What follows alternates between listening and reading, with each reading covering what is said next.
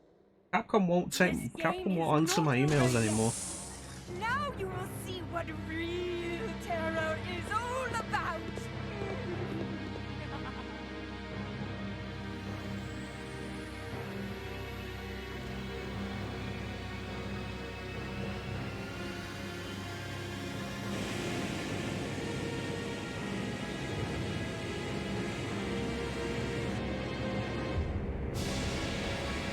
Yeah, it makes you think, like, this is gonna be the Harrier fight of Code Veronica. You know what, if you want to add that to the Chronofax Bane, go ahead.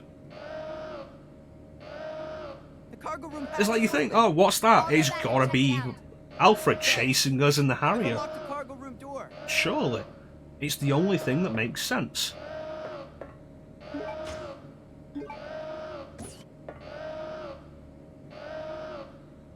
I'm gonna save here, and then I'm gonna save at the disc swap, and we're gonna call it at the disc swap. Really? You never thought of that? We'll add it to the list. So yeah, like I said earlier, we're gonna call it at the disc swap.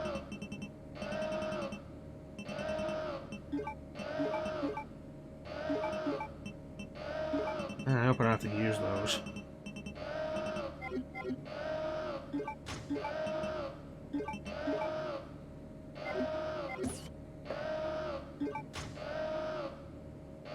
Yeah, we're gonna call it this swap. Hopefully this goes well. It's outside, right? I gotta say, the vibration in this game is so weak. Like, compared to RE2 and RE3, the vibration has been, like, completely worthless. I've barely noticed it. That's the most annoying alarms. What you want is that Star Trek alarm. Like, no, it's not a... I think that exact alarm is actually in Skies of Arcadia, now to think about it.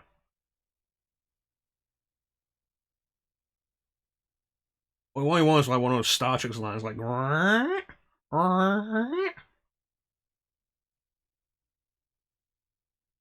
Should this scene be silent?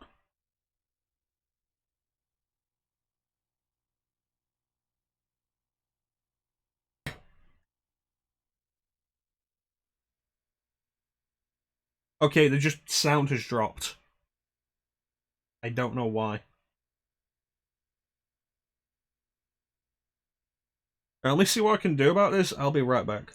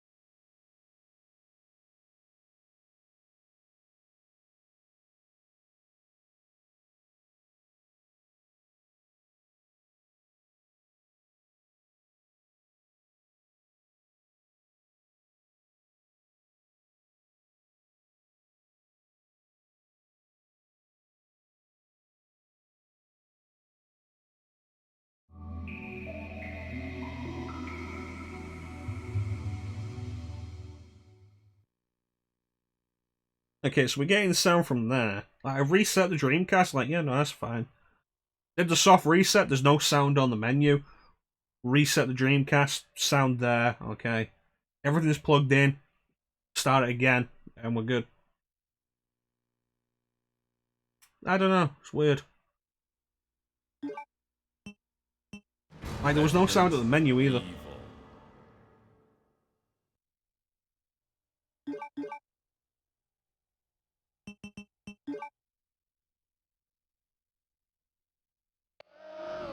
Oh, you know, I forgot Code Veronica doesn't actually have any kind of message for you when you start the game again.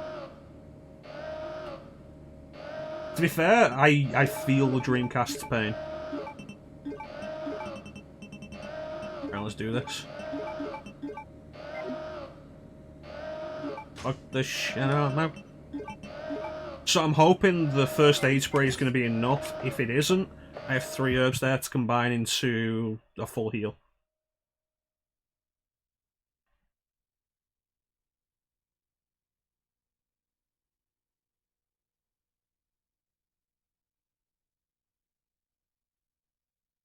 I think the sound's cut out again.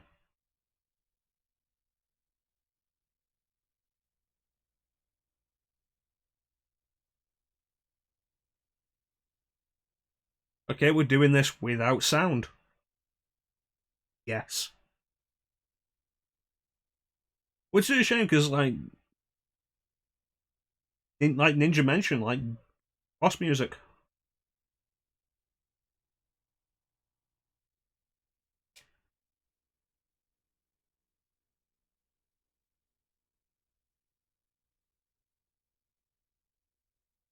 That's a caution. Is that enough? It's a caution. He's gonna knock me out of this fucking plane, isn't he? Maybe it is the... oh boy. Maybe it is the disc, because like I say, I did the soft reset, and there was no sound on the menu. You notice there's no sound now? So whatever the problem is with that, it's just cutting out all the sound.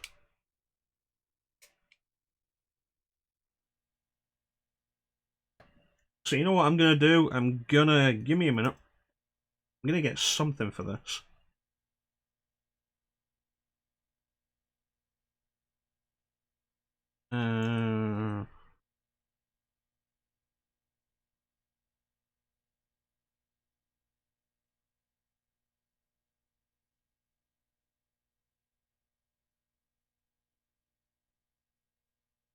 Work this out.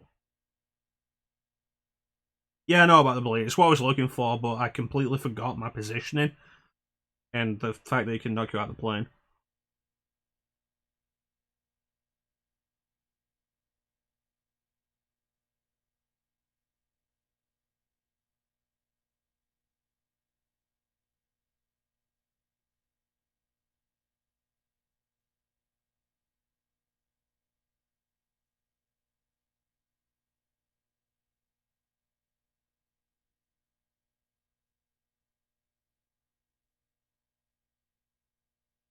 Okay, and do I need to offset the desktop audio? Did I fix that? Yeah, desktop audio is fine. Alright. Anyway. Yeah, I've never encountered this shit. The stuff you run into while you're streaming. It's like that time we were doing Metal Gear Solid Twin Snakes on GameCube, and the voices were out of sync with what was happening in the cutscenes. But the subtitles were synced up with the voices, even though the voices were out of sync, and that was fascinating.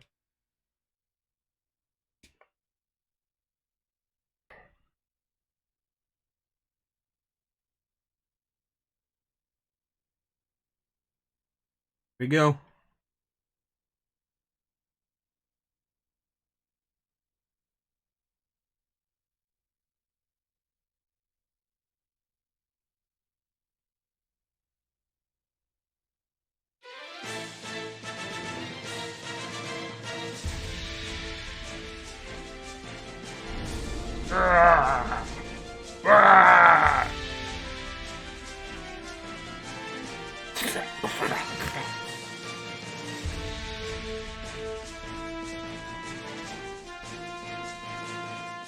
I mean, if I was going to get anything, it'd be the appropriate music. Yeah, his foot ain't bleeding yet. That's a caution.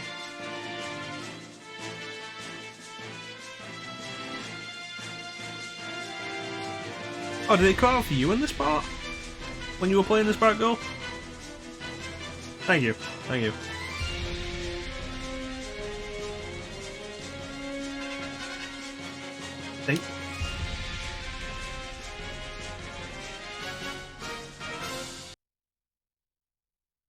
I'm pretty sure I had him there, but I didn't have the sound cue, because he sounds different when he's walking.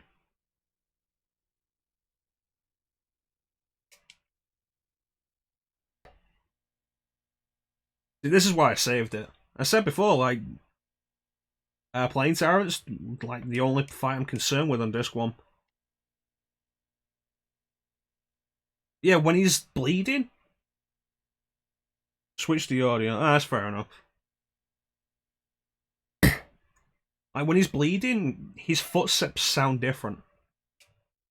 And so without that, at that point, I need the visual cue.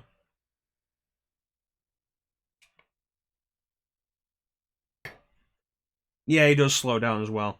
And like, there's an audible limp in his step. I think it's a little squelchier.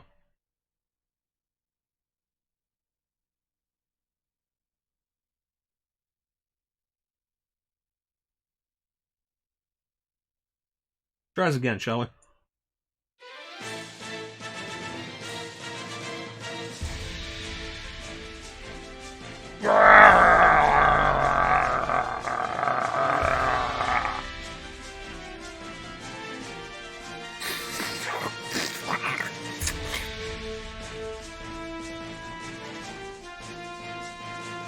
Do this.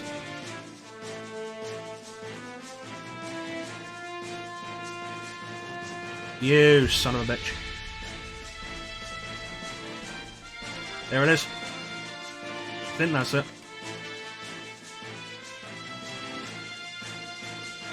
No, I don't think it is. Definitely heal. Well, it's the boxing tyrant ninja.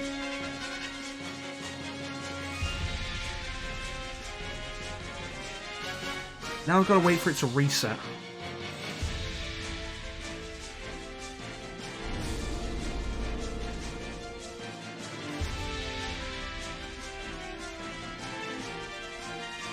Damn it, there it is.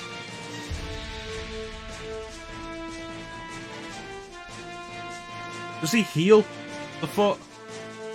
Or can I just keep running around him like this? And he's got a mean right hook.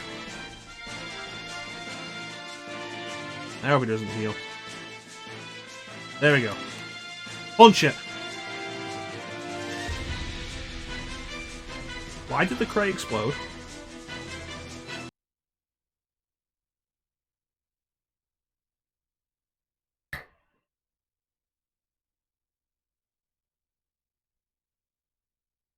And of course, now we have the problem of this entire next scene isn't gonna have any audio. Don't worry, I got it. Claire, what was that? It's a what a bothersome fly. Yeah, what's going on? Steve, what are you doing? Yeah, this thing's locked into a different position. The autopilot's engaged. I'll turn it off. I don't know what the button is.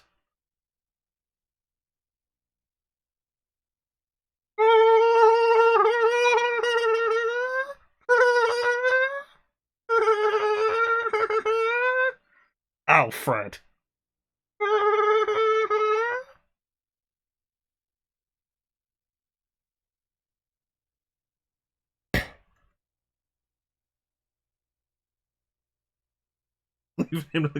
Oh god.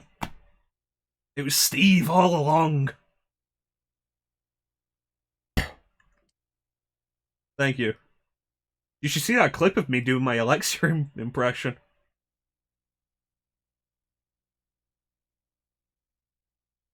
Why wouldn't you just sit in the chairs? It's like, you know, here's these chairs. Two chairs. Made for sitting in for long periods of time. No, we'll sit on the metal floor.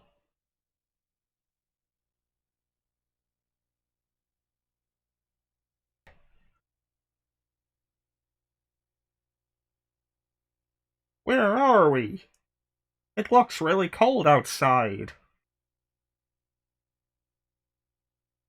Crazy Island.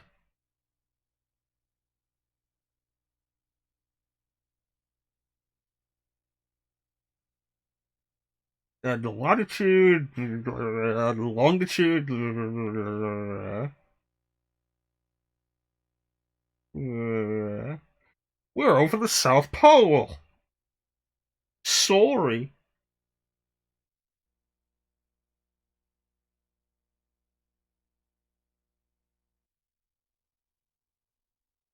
Okay, so the FMV didn't load. The good news is, whatever the problem is, shouldn't carry over to disc 2. Steve knows navigation. Disc 2. Insert disc 2. Well, that's going to do it. That's the first... Is that even, like, half of Code Veronica? Because I feel like it's more. Well, that's the first disc of Code Veronica on Dreamcast. Yeah, this screen, because like you get the HD version on like Xbox, and it has a splash screen that loads up when you pick it, and it's this screen, like minus the text, just this screen, and I'm always like, where is this supposed to be? You think it is half? Like you got the Chris stuff, but Chris's Rockfort Island isn't all that long. I guess overall, yeah, it probably does add up to about the same, doesn't it? It's on the PS3 as well. Alright. I haven't played the PS3 version in a long time. Yeah, it looks more like a castle than anything.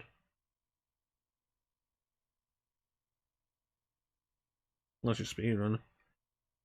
Well, that's the thing, like, Remake on GameCube has the 2 discs. The second disc is, I think, only in the lab, which is, like, probably, like, less than a third, less than a quarter of the game. And, like, RE4 on GameCube was 2 discs. The second disc is the island. Versus I have like an hour and a half. Yeah, I don't think it'll be that long. Although we're probably going to start getting some more deaths in disc 2. Because this is further than I've played this in a very long time. If you were paying attention, you could kind of see as we were playing this day, like when we got to a part where it's like, okay, this is the cutoff point of where I played this to the last time I played this, which was previously the furthest I'd played in years. I always forget RE0's 2 disc because I never play RE0.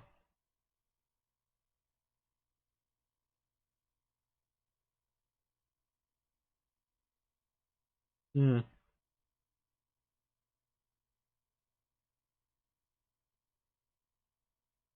You bought it used, it didn't come with disc 2. Okay. I bought my Devil May Cry 3 Special Edition used, and they gave me Devil May Cry 3 Dante's Awakening. And I saw them pointing about, I was like, dude, that's not the Special Edition. It's like, no, it's the same thing. I was like, dude, no, it isn't. Special Edition isn't just a fancy name for Devil May Cry 3, it's actually a different game.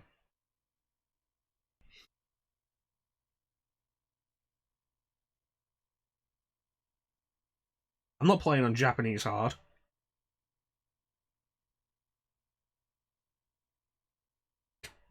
Show me the Virgil. Ugh. This has gone better than I expected, honestly. I still have complaints about this game, but I'm always going to have complaints about this game. Well, this has gone better than I expected. I feel like as we've been playing this, Code Veronica might be easier than X. Like Batgirl, you really like Code Veronica and Code Veronica X. Do you think Code Veronica is easier than X? Because you have the audience to lift your spirits. I wouldn't play this on my own.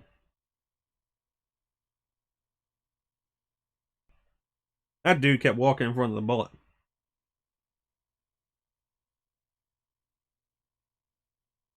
Pretty sure that was when we were playing The World Is Not Enough. Okay, let me see who's currently live. Rebel's doing Silent Hill 3. Liam, it says he's doing Nemesis, but I doubt he's doing Nemesis. They're the same difficulty-wise.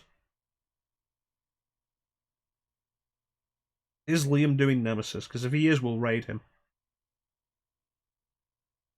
I have to go through an ad.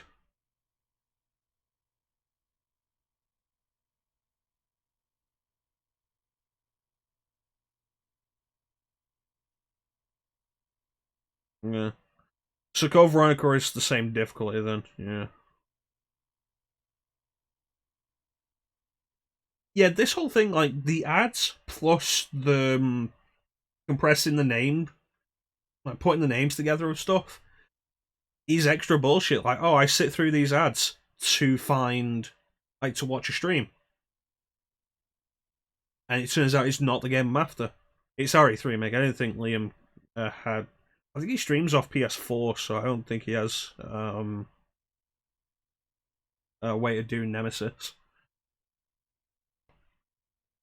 Alright, should we raid Rebel then?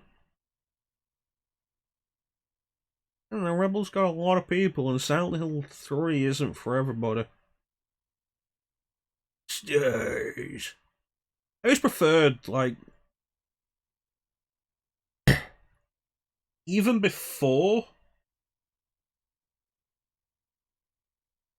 RE3 make happened, I always preferred original Nemesis stars, because when you've got like Umbrella Chronicles Nemesis saying stars and Operation Raccoon City Nemesis saying stars, and they're always like more shouty and like gruff and like stars.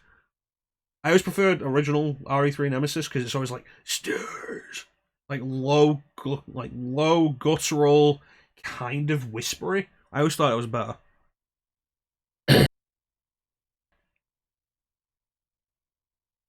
Yeah. The RE3 make barely happens, and when it does happen, it's hard to tell that he's even saying anything. It says we got 9 people. We don't often get 9 people, so I do want to raid somebody. That Bane is a question because the voice actor died. It's the dude who plays Dario in the original, does the voice of Nemesis.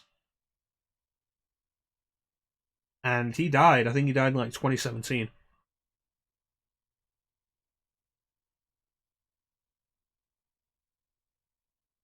Let me see where Rebel's at. He's been streaming. He went live a little while back. Yeah, he did. He did pass away. He'll have been playing Silent Hill. He's playing Silent Hill 3 for 2 hours. And Silent Hill 3 is not a game you want to jump into 2 hours in. Let me see what we can get.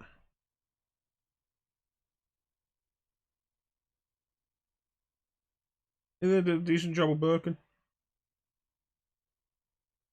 Rob Boss, that's an interesting interpretation, Batgirl.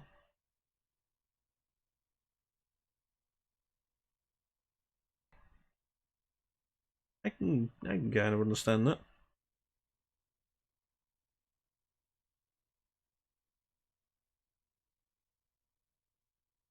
Well, Birkin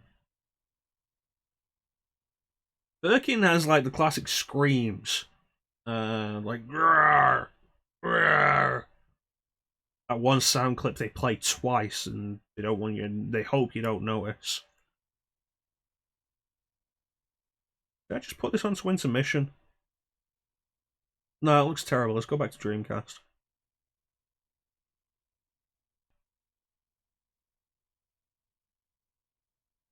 Yeah. Maybe one day I'll do Operation Raccoon City.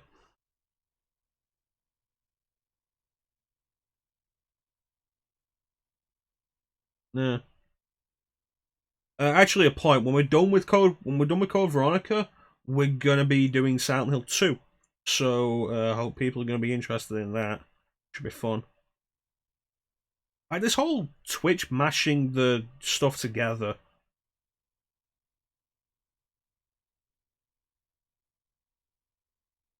Is frustrating. It just makes it super awkward to actually find stuff. And why is it when I search Resident Evil 2, the first result is Left 4 Dead 2? I don't care if the dude's playing on custom maps, it's not Resident Evil 2.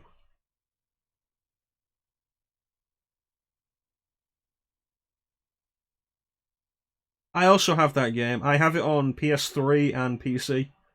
I got it on PC because it was really cheap. It was like, yeah, let's get it on PC. And started it up, it crashed and never worked again. This is remake.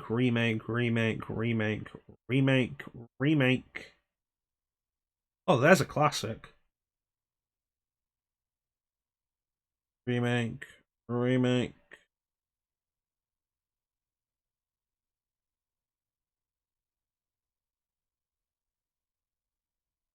Everyone's playing remake.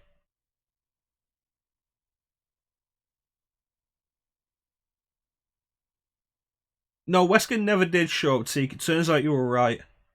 We're ending it now because now's a good point to end it, and we've been going for... Where is my timer? Like 4 hours. So I'm just trying to find someone to raid. Teak, do you want to go live right now so I can raid somebody?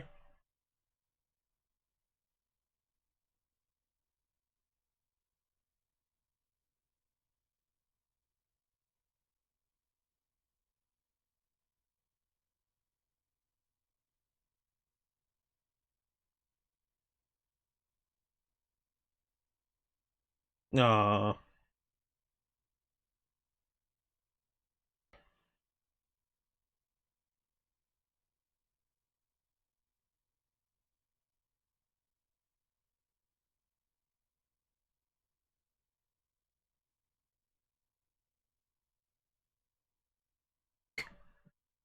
Yeah, but then you're not going to be playing anything horror related.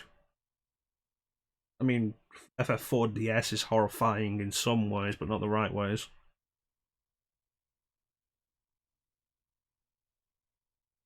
Okay. Right, you know what, in that case, let me throw out some shout-outs and we'll just call it. Let me see, shout-out for... that girl who is cool and regularly plays Resident Evil. She's cool. Shout out for Teak the Lamer, who regularly plays horror games.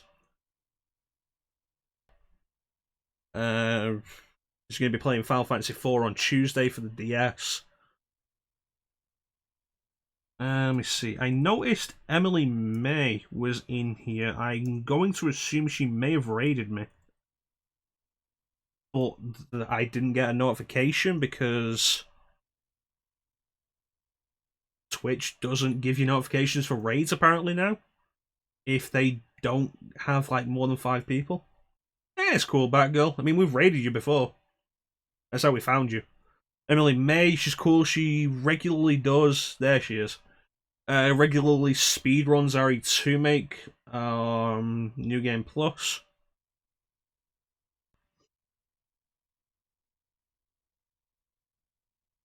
God damn it, my thing's not working. I'm going to give a shout out to Ninja so I can try and peer pressure him into streaming some more.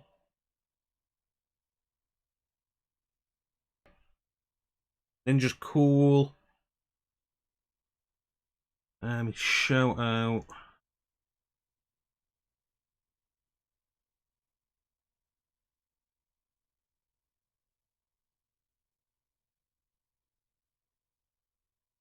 There we go. Shout out Bane, who doesn't stream.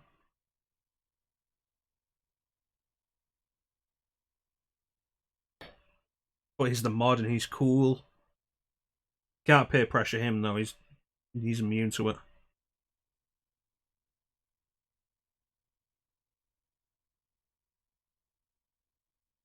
You'll have to tell me more about that one, Bane. Probably one of your one of those obscure JRPGs I've not actually heard of.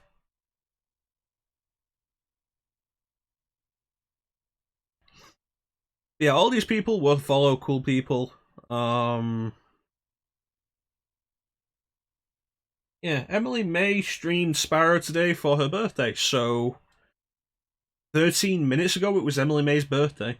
It isn't anymore though, so you're legally not allowed to wish her a happy birthday.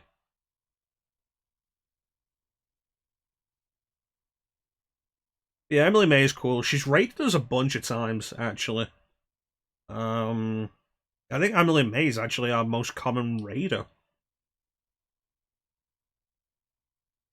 Like, either her or Crag. I expect Crag's probably going to start raiding me again while we're doing Digital Devil Saga 2. Because he is into Shin Megami Tensei.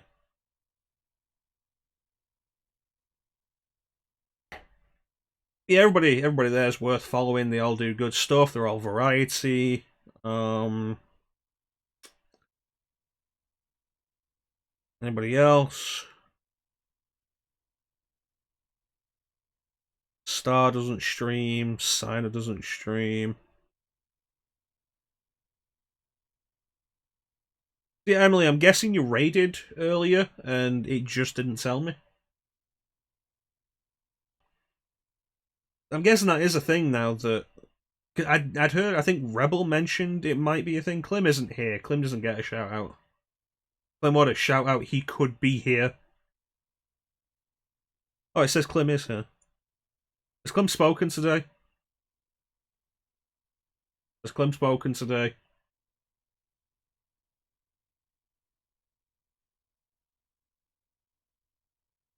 See, this is why I can't make you a mod ninja. You'll just back baying up with everything.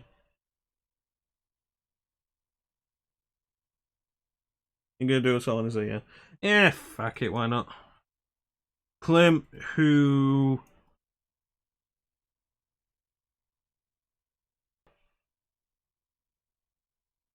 streams like once a week. Is, you know, he has a life. We're not legally allowed to shun him for that. But, well, we can give... Like,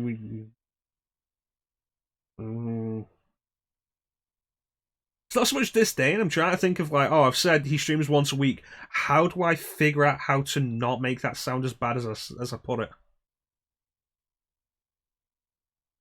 No, Klim streams once a week. He has other stuff going on in his life. Generally, he's not very... He's just not into streaming all the time. Doesn't want to get burned out. He streams very much for fun. Oh, I don't know who the fuck that is.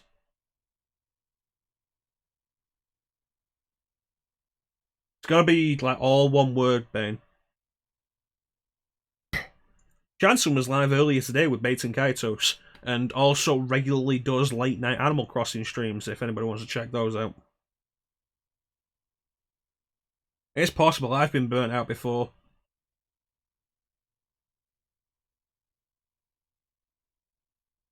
Don't you dare talk about Sonic Adventure 2 to me, Bane.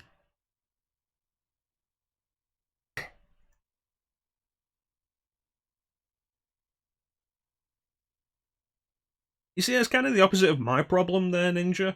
Because I look at anything I've not done before and I think, should I do this for the stream? Would it be better if I did this on stream? And, like, had completely fresh reactions for it. Which keeps me from playing a lot of games in my free time. But, like, I could stream every day and we get through some of this stuff so slowly. Especially with the focus on RPGs. Like, Digital Devil Saga 1 took, like, over 50 hours. DDS 2 is not shaping up to be any shorter.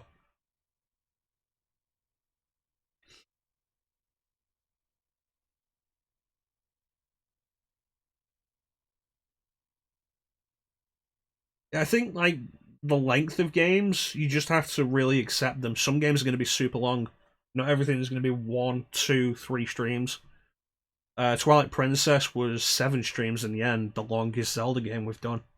The only thing that came close to that was Majora's Mask, took us 5 streams.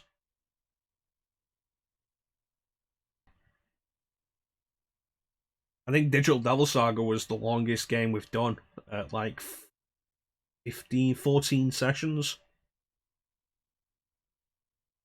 That's fair enough. You want to try and keep progress going. It can be kind of difficult. Yeah.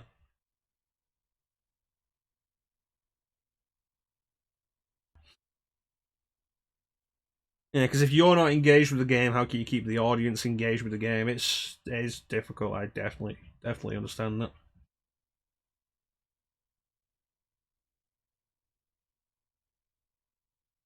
Skies of Arcadia was 13.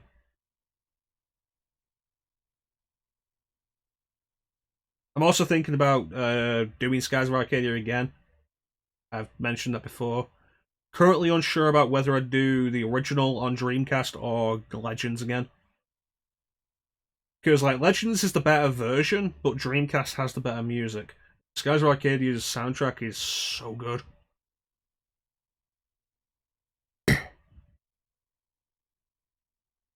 To be fair, I think Mass Effect 2 is also going to be trouble for you, Ninja.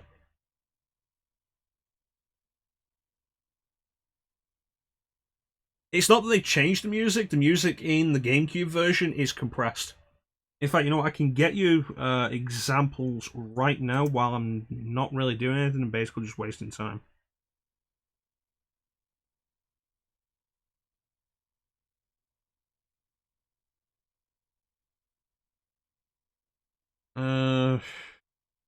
Something. That'll work.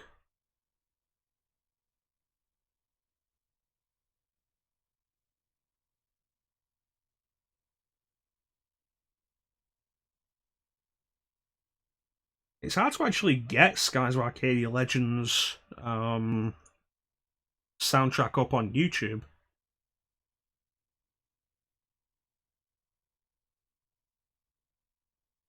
Okay, what do we got? Battle. In the list.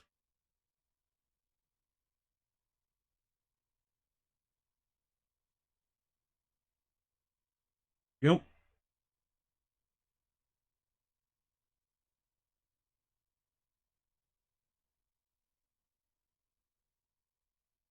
Okay.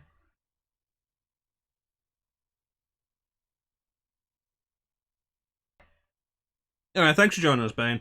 We're pretty much done now anyway with dawdling, so you're not missing anything.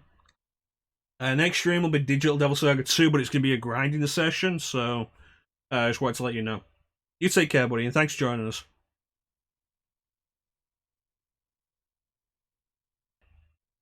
Yeah, New Game Plus isn't a bad idea. If you ever do Tales of Xillia 2, my intention is to just do New Game Plus with the XP and Gald multipliers on. Because so much of that game is grinding, and it's honestly shit for it. Okay, so this is original Skies of Arcadia.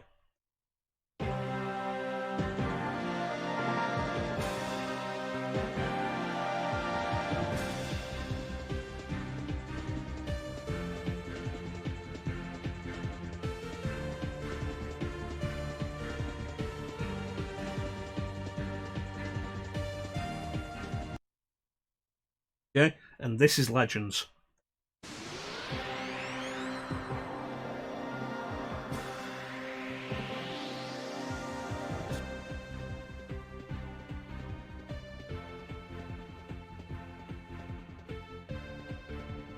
But you hear it's more compressed.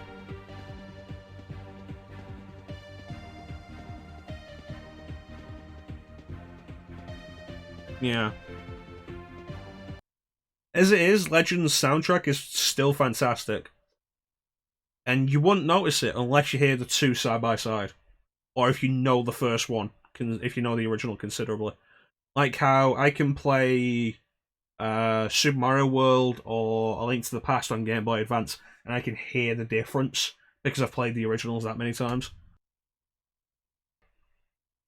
Yeah, Mass Effect 2 and 3, you don't spend much time wandering around anyway. I don't think New Game Plus would really change much. But yeah, like, generally, like, in every aspect other than music, Legends is the better game. It's got more detailed character models, extra. It's got the discoveries, the wanted list, PR stall. It's on one disc. they lowered the encounter rate and increased the XP output per encounter. Skies of Arcadia is kind of notorious for its really high encounter rate. It's also worth noting that some people still consider Legends to have an encounter rate that's too high anyway. Yeah, I got to that. Anyway, I think we're bleeding people off now because I'm basically not doing anything.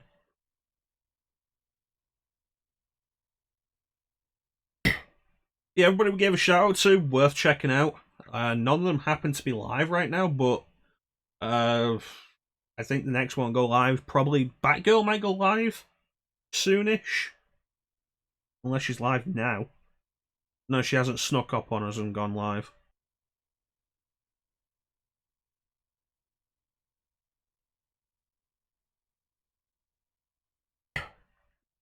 It's not you, Ninja, it's me.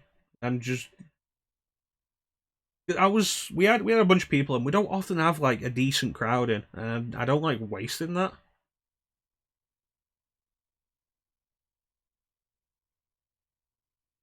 Yeah.